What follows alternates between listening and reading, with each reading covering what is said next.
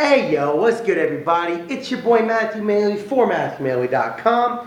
We are back on the couch. It is time for another weekly movie review. So this week I checked out the most recent Steven Soderbergh flick. And as you guys know, I'm a big fan of Steven Soderbergh. I've seen most of his movies. I've liked most of his movies. And this one was no exception. I'm speaking of the newest film, which is Side Effects. It stars Jude Law, Rooney Mara, Channing Tatum, and Catherine Zeta-Jones. One thing I love about, one thing that Steven Soderbergh does that I love is he does reuse a lot of his same actors. In Contagion, Jude Law was a prominent, character. Channing Tatum was in the one with Gina Carano. I can't think of what its name was now. It wasn't Hijack. Apologize, I can't remember why I can't remember it.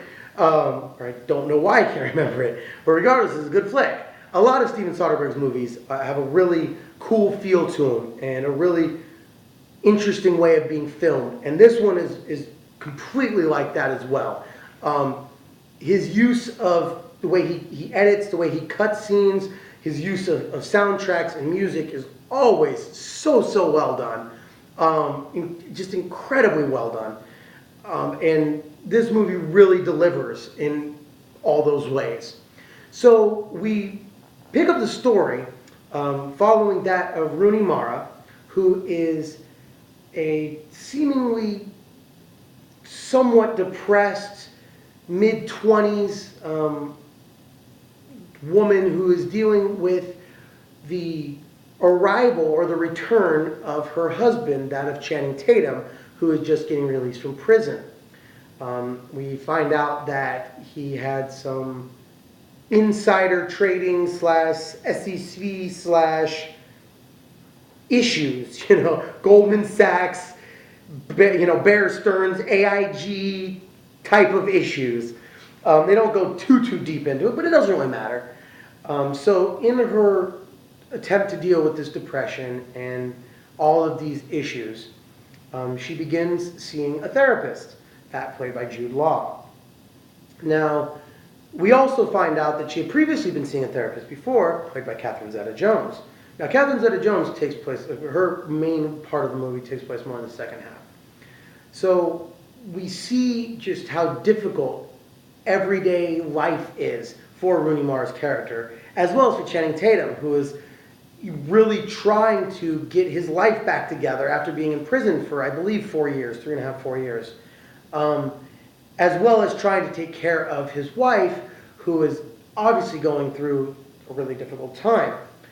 So after trying a few different medications with her, prescribed by Jude Law, her psychiatrist, there's one that has an incredibly huge side effect and has some pretty catastrophic results, if you will.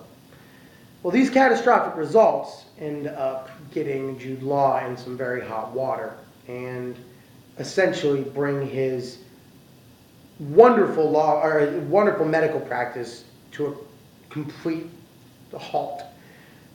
Skies falling, floors falling out, just everything is gone.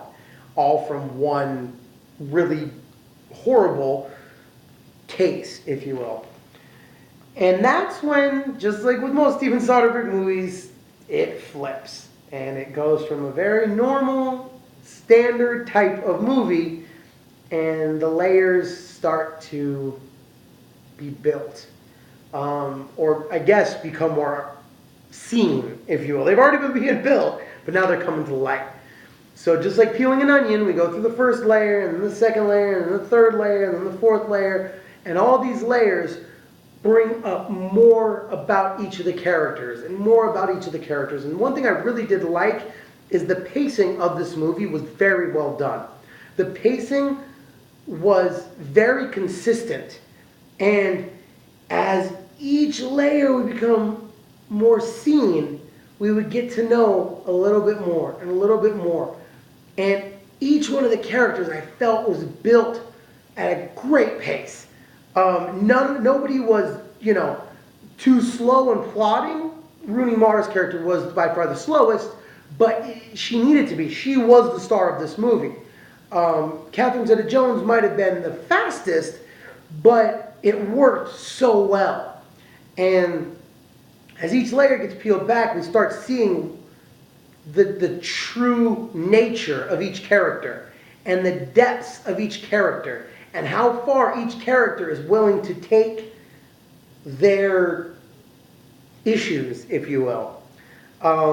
Some great dialogue, some very, very solid acting from Channing Tatum as well. Channing Tatum gets a lot of shit from his initial films and all that, but I like Channing Tatum. I think he's a better actor than people give him credit for, and I actually like most of his movies.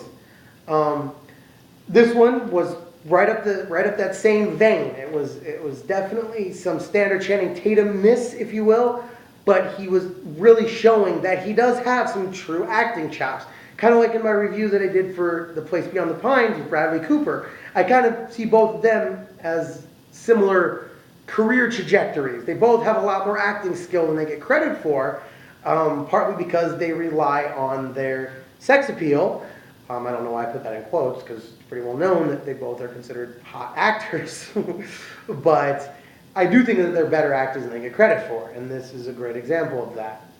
So I don't want to give away too much more of the plot twists and turns, because there are turns, twists, trapdoors, hidden compartments, hideaway cubby holes, and everything else that you do not expect to see.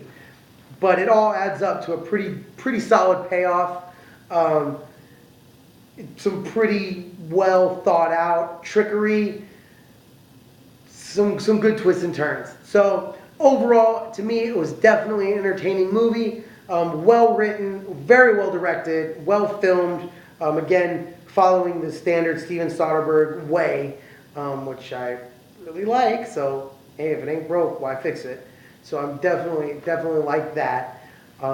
And at the end of the day, it was a very entertaining movie. I probably won't purchase it because I don't feel that it had a lot of rewatchability. It was one of those movies that once you see the payoff, once you see the prestige, if you will, I don't really know if it would hold that same oomph the second or third or fourth time around.